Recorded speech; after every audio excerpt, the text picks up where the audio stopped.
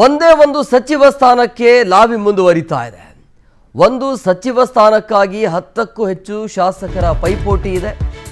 ಮಹಿಳಾ ಕೋಟಾದಡಿ ಸ್ಥಾನವನ್ನ ಪಡೆಯೋದಕ್ಕೆ ಮಹಿಳೆಯರು ಮುಂದಾಗಿದ್ದಾರೆ. ಅಂದ್ರೆ ಶಾಸಕಿಯರ ಲಾಬಿ ಅವರ ಕಡೆಯಿಂದ ಕಂಟಿನ್ಯೂ ಆಗ್ತಾ ಇದೆ. ರಾಜ್ಯ ಸರ್ಕಾರದಲ್ಲಿ ಯಾರಾಗ್ತಾರೆ ಮಹಿಳಾ ಸಚಿವೆ ಅನ್ನುವಂಥ ಪ್ರಶ್ನೆ ಈಗ. ಅದಕ್ಕೆ ಉತ್ತರ ಯಾವಾಗ ಬರುತ್ತೋ ಗೊತ್ತಿಲ್ಲ. ಸಚಿವ ಸ್ಥಾನದ ರೇಸಲ್ಲಿ ಗಾಯತ್ರಿ ಅವರಿದ್ದಾರೆ. ಕೊನೆಯ ಕ್ಷಣದಲ್ಲಿ ಆರಂಭದಲ್ಲಿ ಅವರ ಹೆಸರಿತ್ತು, ತದನಂತರ ತೆಗೆದು ಬಿಸಾಕಿದ್ರು. ಈಗ ಅವರ ಹೆಸರು ಮತ್ತೊಮ್ಮೆ ಸೇರಿಸಬಹುದು ಅನ್ನುವಂಥ ಲೆಕ್ಕಾಚಾರ ಇದೆ. ಗಾಯತ್ರಿ, ಉಮಾಶ್ರೀ ಮತ್ತೆ ಲಕ್ಷ್ಮೀ ಹೆಬ್ಬಾಳ್ಕರ್ ಮೂವರು ಪೈಪೋಟಿಯಲ್ಲಿದ್ದಾರೆ. ಮಾಜಿ ಸಿಎಂ ಸಿದ್ದರಾಮಯ್ಯ ಮೂಲಕ ಉಮಾಶ್ರೀ ಅವರಿಗೆ ಹೆಚ್ಚು ಚಾನ್ಸ್ ಇದೆ ಅಂತ ಹೇಳಲಾಗ್ತಾ ಇದೆ. ಗಾಯತ್ರಿ ಶಾಂತೇಗೌಡ, ಲಕ್ಷ್ಮೀ ಹೆಬ್ಬಾಳ್ಕರ್ ನಡುವೆ ಅವರು ಕೂಡ ಒತ್ತಡವನ್ನು ಹಾಕ್ತಿದ್ದಾರೆ. ಸೊ ಹಂಗಾಗಿ ಇಲ್ಲಿ ಯಾರಿಗೆ ಸಚಿವ ಸ್ಥಾನ ಸಿಗತ್ತೆ ಅನ್ನುವಂಥ ಕುತೂಹಲ ಇರೋದು.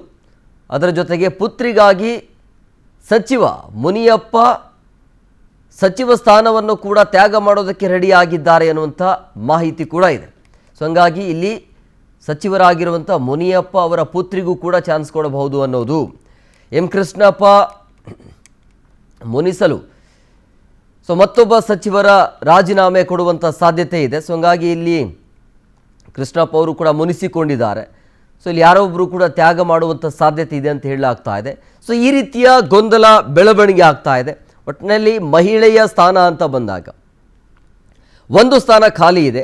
ಆ ಸ್ಥಾನಕ್ಕೆ ಯಾರನ್ನು ಭರ್ತಿ ಮಾಡ್ತಾರೆ ಅನ್ನೋದು ಎರಡನೇ ಪಟ್ಟಿಯಲ್ಲಿ, ಮೊದಲ ಮತ್ತು ಎರಡನೇ ಪಟ್ಟಿಯಲ್ಲೂ ಕೂಡ ಮಹಿಳೆಯರಿಗಿಲ್ಲ. ಹಾಗಾಗಿ ಆ ಒಂದು ಸ್ಥಾನ ಮಹಿಳೆಯರಿಗೆ ಕೊಡ್ತಾರೆ ಅಂತ ಹೇಳಲಾಗ್ತಾ ಇದೆ. ಸಚಿವ ಸ್ಥಾನ ವಂಚಿತರ ಅಸಮಾಧಾನ, ಖಾತೆ ಹಂಚಿಕೆ ವಿಚಾರ ಏನಿದೆಯಲ್ಲ, ಇವತ್ತು ಸಿದ್ದರಾಮಯ್ಯ ಅವರನ್ನ ಸಿಎಂ ಡಿ.ಕೆ. ಶಿವಕುಮಾರ್ ಅವರು ಕೂಡ ಭೇಟಿ ಆಗ್ತಾರೆ. ಸಿದ್ದರಾಮಯ್ಯ ಜೊತೆ ಚರ್ಚಿಸಿ ಸಚಿವರಿಗೆ ಖಾತೆ ಹಂಚಿಕೆ ಮಾಡುವಂಥ ಸಾಧ್ಯತೆ ಇರುತ್ತೆ. ಬಂಡಾಯ ಶವನದ ಬಗ್ಗೆಯೂ ಕೂಡ ಸಿದ್ದರಾಮಯ್ಯ ಜೊತೆ ಚರ್ಚೆ ಆಗುತ್ತೆ. ಸಚಿವ ಸ್ಥಾನ ವಂಚಿತರ ಅಸಮಾಧಾನ ಇದೆ. ಹಂಗಾಗಿ ಈ ಖಾತೆಯ ವಿಚಾರಕ್ಕೆ ಸಂಬಂಧಪಟ್ಟಂತೆ ಇವತ್ತು ಸಿಎಂ ಡಿ.ಕೆ. ಶಿವಕುಮಾರ್ ಸಿದ್ದರಾಮಯ್ಯ ಅವ್ರನ್ನ ಮೀಟ್ ಆಗಿ ಉಳಿದಿರುವಂಥ ಒಂದು ಖಾತೆ ಏನಿದೆಯಲ್ಲ ಯಾರಿಗೆ ಅವಕಾಶವನ್ನು ಮಾಡಿಕೊಡ್ಬೇಕು, ಆಮೇಲೆ ಈಗ ಅಸಮಾಧಾನಿತರು ಯಾರಿಲ್ಲದರೆ ಅವ್ರನ್ನ ಯಾವ ರೀತಿಯಾಗಿ ಸಮಾಧಾನವನ್ನು ಮಾಡಬೇಕು ಅನ್ನೋದ್ರ ಬಗ್ಗೆ ಇವತ್ತು ಸಿದ್ದರಾಮಯ್ಯ ಜೊತೆಗೆ ಚರ್ಚೆಯನ್ನು ಮಾಡೋದಕ್ಕೆ ಸಿಎಂ ಡಿ.ಕೆ. ಶಿವಕುಮಾರ್ ಅವರು ಮುಂದಾಗಿದ್ದಾರೆ.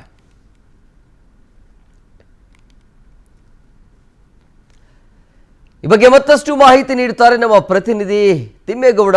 ನೇರ ಸಂಪರ್ಕದಲ್ಲಿದ್ದಾರೆ. ತಿಮ್ಮೇಗೌಡರೀಗ ಇರೋದು ಒಂದೇ ಒಂದು ಮಾತ್ರ ಸಚಿವ ಸ್ಥಾನ ಖಾಲಿ ಇರೋದು. ಅದರಲ್ಲಿ 3 ಮಹಿಳೆಯರು ಪೈಪೋಟಿಯಲ್ಲಿದ್ದಾರೆ.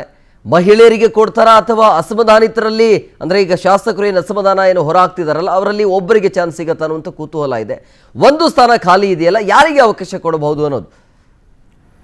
ಇರುವಂಥ ಒಂದು ಸ್ಥಾನವನ್ನು ಮಹಿಳೆಯರಿಗೆ ಕೊಡಬೇಕಾಗತ್ತೆ. ಯಾಕಂತ ಹೇಳಿದ್ರೆ ಮಹಿಳೆಯರಿಗೆ ಅದು ಪ್ರಾತಿನಿಧ್ಯ ಕೊಟ್ಟಿಲ್ಲ ಅನ್ನುವಂಥ ಒಂದು ನಿಟ್ಟಲ್ಲಿ ವಿರೋಧ ಪಕ್ಷಗಳು ಸೇರಿದಂತೆ ಸ್ವಪಕ್ಷೀಯರು ಕೂಡ ಟೀಕೆಯನ್ನು ಮಾಡ್ತಾ ಇದ್ದಾವೆ. ಎಸ್ಪೆಷಲಿ ಮಹಿಳಾ ಪ್ರಾತಿನಿಧ್ಯ ಒಂದು ಕಡೆ ಇದ್ದರೆ ಇನ್ನು ಕುರುಬ ಸಮುದಾಯಕ್ಕೂ ಕೂಡ ಕೊಡಬೇಕು ಅನ್ನುವಂಥ ನಿಟ್ಟಿನಲ್ಲಿ. ಯಾಕಂತ ಹೇಳಿದ್ರೆ ಉತ್ತರ ಕರ್ನಾಟಕ ಭಾಗದ ಕುರುಬರಿಗೆ ನಾನು ಹೇಗೆ ಮುಖ ತೋರಿಸೋದು, ಅದಕ್ಕೋಸ್ಕರವಾಗಿಯೇ ನಾನು ಬ್ಯಾಡಗಿ ಶಾಸಕ ಶಿವಣ್ಣನವರ ಹೆಸರನ್ನು ಶಿಫಾರಸು ಮಾಡಿದ್ದೆ. ಹಾಗಾದರೆ ನನ್ನ ಗಮನಕ್ಕೆ ಬಾರದೆ ಗಾಯತ್ರಿ ಶಾಂತೇಗೌಡರ ಹೆಸರನ್ನು ಹೇಗೆ ನೀವು ಸೇರಿಸಿದ್ರಿ ಎನ್ನುವಂಥ ನಿಟ್ಟಲ್ಲಿಯೇ ಹೈಕಮಾಂಡ್ ನಾಯಕರ ವಿರುದ್ಧ ಸಿದ್ದರಾಮಯ್ಯನವರು ತೀವ್ರ ಅಸಮಾಧಾನವನ್ನು, ಆಕ್ರೋಶವನ್ನು ಕೂಡ ವ್ಯಕ್ತಪಡಿಸಿದ್ರು ಅಂತ ಹೇಳಲಾಗ್ತಾ ಇದೆ. ಸೊ ಹೀಗಾಗಿ ಕೊನೆಯ ಗಳಿಗೆಯಲ್ಲಿ ಗಾಯತ್ರಿ ಶಾಂತೇಗೌಡರ ಹೆಸರನ್ನು ತಡೆ ಹಿಡಿಯಲಾಗಿತ್ತು. ಸೊ ಇದೀಗ ಮಹಿಳಾ ಪ್ರಾತಿನಿಧ್ಯವೂ ಕೂಡ ಆಗಬೇಕು. ಮತ್ತೊಂದು ಕಡೆಗೆ ಕುರುಬ ಸಮುದಾಯಕ್ಕೂ ಆದ್ಯತೆಯನ್ನು ಕೊಡಬೇಕು ಅನ್ನುವಂಥ ನಿಟ್ಟಲ್ಲಿಯೇ ಇದೀಗ ಕೆ.ಎಚ್. ಮುನಿಯಪ್ಪನವರ ರಾಜೀನಾಮೆಯನ್ನು ಪಡ್ಕೊಂಡು ಅವರ ಪುತ್ರಿ ರೂಪಕಲಾ ಶಶಿಧರ್ ಅವರಿಗೆ ಸಚಿವ ಸ್ಥಾನವನ್ನು ಕೊಟ್ಟು ಆ ಬಳಿಕ ಉತ್ತರ ಕರ್ನಾಟಕ ಭಾಗದ ಬ್ಯಾಡಗಿ ಶಿವಣ್ಣನವ್ರಿಗೆ ಸಚಿವ ಸಂಪುಟಕ್ಕೆ ಸೇರಿಸ್ಕೊಳ್ಳುವಂಥ ಎರಡೂ ಸಮಸ್ಯೆಯೂ ಕೂಡ ಬಗೆಹರಿಯುತ್ತೆ, ಎರಡೂ ಗೊಂದಲವೂ ಕೂಡ ಈಡೇರುತ್ತೆ ಅನ್ನುವಂಥದ್ದು ಒಂದು ಕಡೆ ಆದರೆ, ಇನ್ನು ಗಾಯತ್ರಿ ಶಾಂತೇಗೌಡರ ಬದಲು ನಮಗೇ ಬೇಕು ಅನ್ನುವಂಥ ನಿಟ್ಟಲ್ಲಿ ಅಂದರೆ ಕೆ.ಎಚ್. ಮುನಿಯಪ್ಪನವರು ಯಾವುದೇ ಕಾರಣಕ್ಕೂ ಕೂಡ ಸಚಿವ ಸ್ಥಾನವನ್ನು ತ್ಯಾಗ ಮಾಡೋದಿಲ್ಲ. ಹೀಗಾಗಿ ಇನ್ನುಳಿದಿರ್ತಕ್ಕಂಥ ಒಂದು ಏನು ಸಚಿವ ಸ್ಥಾನ ಏನಿದೆ ಅದು ಮಹಿಳೆಯರಿಗೆ ಕೊಡ್ತಾರೆ ಅನ್ನುವಂಥ ಒಂದು ನಿರೀಕ್ಷೆಯಲ್ಲಿ ಲಕ್ಷ್ಮೀ ಹೆಬ್ಬಾಳ್ಕರ್, ಉಮಾಶ್ರೀ, ನಯನ ಮೋಟಮ್ಮ, ಅನ್ನಪೂರ್ಣ ತುಕಾರಾಮ್ ಈ ರೀತಿಯಾಗಿ ಮಹಿಳಾ ಶಾಸಕರುಗಳು ಸುಮಾರು 10ಕ್ಕೂ ಹೆಚ್ಚು ಶಾಸಕರುಗಳು ಈ ರೀತಿಯಾದಂಥ ಲಾಬಿಯನ್ನು ಮಾಡ್ತಾ ಇದ್ದಾರೆ. ಸೊ ಹೀಗಾಗಿಯೇ ಈ ಒಂದು ಖಾತೆ ಈ ಒಂದು ಸಂಪುಟ ವಿಸ್ತರಣೆಯಲ್ಲಾಗಿರ್ತಕ್ಕಂಥ ಗೊಂದಲ ನಿವಾರಣೆ, ಮತ್ತೊಂದು ಕಡೆಯಾಗಿ ಇನ್ನುಳಿದಿರ್ತಕ್ಕಂಥ ಒಂದು ಸಚಿವ ಸ್ಥಾನವನ್ನು ಯಾರಿಗೆ ಹಂಚಬೇಕು, ಯಾರಿಗೆ ಕೊಡಬೇಕು ಅನ್ನುವಂಥ ಒಂದು ನಿಟ್ಟಿನಲ್ಲಿ, ಮತ್ತೊಂದು ಕಡೆಗೆ ನೂತನ ಸಚಿವರಿಗೆ ಯಾವ್ಯಾವ ಖಾತೆಯನ್ನು ಕೊಡಬೇಕು ಅನ್ನುವಂಥ ಒಂದು ವಿಚಾರದಲ್ಲಿ ಮಾಜಿ ಮುಖ್ಯಮಂತ್ರಿ ಕಾಂಗ್ರೆಸ್ ಹಿರಿಯ ನಾಯಕ ಸಿದ್ದರಾಮಯ್ಯನವ್ರ ಜೊತೆ ಚರ್ಚೆಯನ್ನು ಮಾಡುವಂಥ ಒಂದು ಸಲುವಾಗಿ ಇವತ್ತು ಡಿ.ಕೆ. ಶಿವಕುಮಾರ್ ಅವರು ಕಾವೇರಿ ನಿವಾಸಕ್ಕೆ ಭೇಟಿ ನೀಡಿ ಸಿದ್ದರಾಮಯ್ಯನವ್ರ ಜೊತೆ ಸಮಾಲೋಚನೆ ಕೂಡ ನಡೆಸಲಿದ್ದಾರೆ.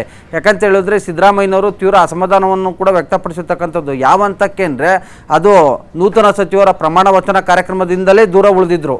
ಮತ್ತೊಂದು ಕಡೆಯಾಗಿ ಒಂದು ಹೆಜ್ಜೆ ಮುಂದೆ ಹೋಗಿರ್ತಕ್ಕಂಥ ಸಿದ್ದರಾಮಯ್ಯನವರು ತಮ್ಮ ಪುತ್ರ ಡಾಕ್ಟರ್ ಯತೀಂದ್ರ ಸಿದ್ದರಾಮಯ್ಯನವರಿಂದ ರಾಜೀನಾಮೆಯನ್ನು ಕೊಡಿಸ್ತೀನಿ, ನನ್ನ ಮಾತಿಗೆ ವಿರುದ್ಧವಾಗಿ ಏನಾದರೂ ನಡ್ಕೊಂಡ್ರೆ ಅನ್ನುವಂಥ ನಿಟ್ಟಲ್ಲಿ ಅಷ್ಟರ ಮಟ್ಟಿಗೆ ಆಕ್ರೋಶವನ್ನು ವ್ಯಕ್ತಪಡಿಸಿದರು. ಸೊ ಹೀಗಾಗಿ ಸಿದ್ದರಾಮಯ್ಯನವರ ಯಾವಾಗ ಈ ರೀತಿ ಗರಂ ಆದರೂ ಹೈಕಮಾಂಡ್ ನಾಯಕರು ಕೂಡ ತಂಡ ಹೊಡೆದೋಗಿದ್ರು. ಸೊ ಹೀಗಾಗಿ ಕೊನೆಯ ಗಳಿಗೆಯಲ್ಲಿ ಗಾಯತ್ರಿ ಶಾಂತೇಗೌಡರ ಹೆಸರನ್ನು ತಡೆ ಹಿಡಿಯಲಾಗಿತ್ತು. ಸೊ ಹೀಗಾಗಿ ಈ ಒಂದು ಗೊಂದಲಗಳ ನಿವಾರಣೆ ಹಿನ್ನೆಲೆಯಲ್ಲಿ ಇವತ್ತು ಮುಖ್ಯಮಂತ್ರಿ ಡಿ.ಕೆ. ಶಿವಕುಮಾರ್ ಅವರು ಸಿದ್ದರಾಮಯ್ಯನವ್ರನ್ನ ಭೇಟಿ ಮಾಡಿ ಸಮಾಲೋಚನೆಯನ್ನು ನಡೆಸಲಿದ್ದಾರೆ. ಎಂ ಕುಮಾರ್ ಗೌಡ್ರೆ, ಈಗ ಇನ್ನೊಂದು ಪ್ರಶ್ನೆ ಏನು ಅಂತ ಹೇಳಿದ್ರೆ, ಅಸಮಾಧಾನಿತರನ್ನ ಶಮನ ಮಾಡೋದು ಒಂದು ಕಡೆ ಆದರೆ ಉಳಿದಿರುವಂಥ ಸ್ಥಾನಕ್ಕಾಗಿ ಪೈಪೋಟಿ ಅಂತೂ ಕಂಟಿನ್ಯೂ ಆಗ್ತಾ ಇದೆ. ಈಗ ಅಖಾಡಕ್ಕೆ ನೇರವಾಗಿ CM ಡಿ.ಕೆ. ಶಿವಕುಮಾರ್ ಇಳಿತಾ ಇರುವಂಥದ್ದು. ಸೊ ಒಂದೇ ಒಂದು ಸ್ಥಾನ ಅದನ್ನು ಉಳಿಸ್ಕೊಳ್ಳುವಂಥ ಪ್ರಯತ್ನ ಆಗತ್ತಾ ಅಥವಾ ಒತ್ತಡ ಇರುತ್ತಾ? ಅದರ ಜೊತೆಗೆ ಯಾರಿಗೆ ಯಾವ ಖಾತೆ ಅನ್ನುವಂಥದ್ದು ಅದೊಂದು ಮತ್ತೊಂದು ಕಡೆ ಟೆನ್ಷನ್ ಇರೋದು. ಈಗ ಒಂದು ಖಾತೆ ಒಂದು ಕಡೆ ಆದರೆ ಯಾರಿಗೆ ಯಾವ ಖಾತೆ ಅನ್ನುವಂಥ ಟೆನ್ಷನ್ ಕೂಡ ಇದೆ ಇವಾಗ.